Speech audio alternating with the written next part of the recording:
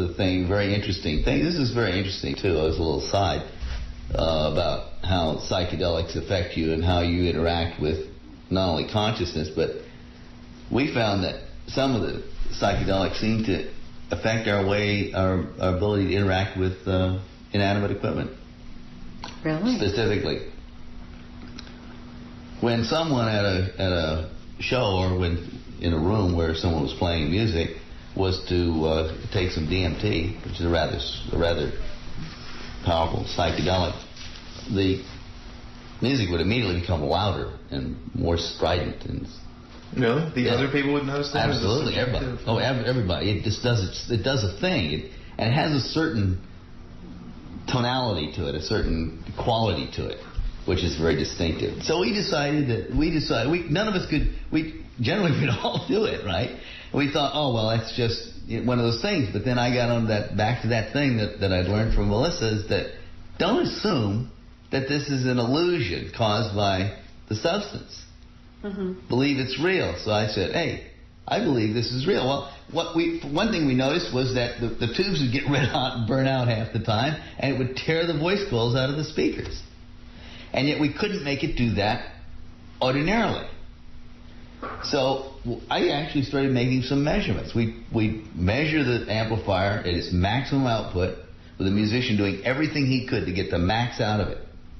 Then somebody would smoke the DMT, but not everybody, just one person. Mm-hmm. And we'd measure it, and it would go up 6 dB, which is... That's quadruple power, right? Right.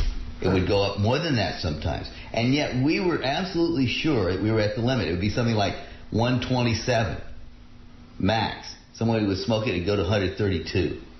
And it would literally melt the voice coils. Where'd the power come from? The tubes couldn't handle it. They would often burn up. They'd often get hot, and the internal structures in the tubes would melt. Where'd it come from, right? What was going on? I evolved a little theory. I don't know, because obviously this is something that you could do some scientific research on. It would be well worthy of it. Because the idea being that if there was some type of circuit that was more sensitive to it than others, you could measure different circuit sensitivity. Then you could optimize that. And perhaps you might even be able to develop a circuit that had that property to such an extent that a person could effect it without having to take the psychedelic. And it wouldn't matter what, any interaction of any kind that you could initiate with your mind would enable you to build something that would directly control a machine. Because the computer could interpret it anything. Mm-hmm. That once you could get into it that way, you see. Which is what we need. We need a way of controlling machines directly. I mean, so it's like an example of many of the opportunities that psychedelics present to man, which are being completely thrown away because of the irrational approach that people are taking to them. Totally. This is real. The amplifier changes, the sound changes, the music also changes. So whether that's a psychic effect on the amplifier, on the musician, I don't know. But no matter what effect person A's taking of the psychedelic could have on person B who's playing the guitar, there's no way that person B could make that guitar get louder by himself. The guitar, everything got louder, everything got stronger, it became more strident, it changed in quality, but it also became much louder. Well, that came from a direct effect on maybe the electrons flowing in the equipment, which is the thing about the organization of electrons and the similarity or the very close association of the quality of consciousness or thought to electronic motion and matter.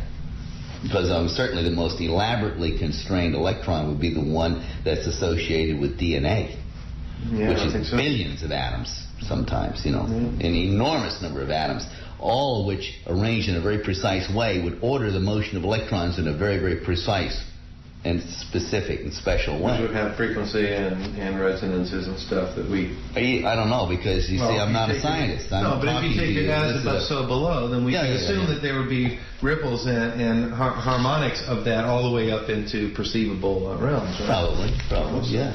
Well, certainly some kinds of telepathy actually involved.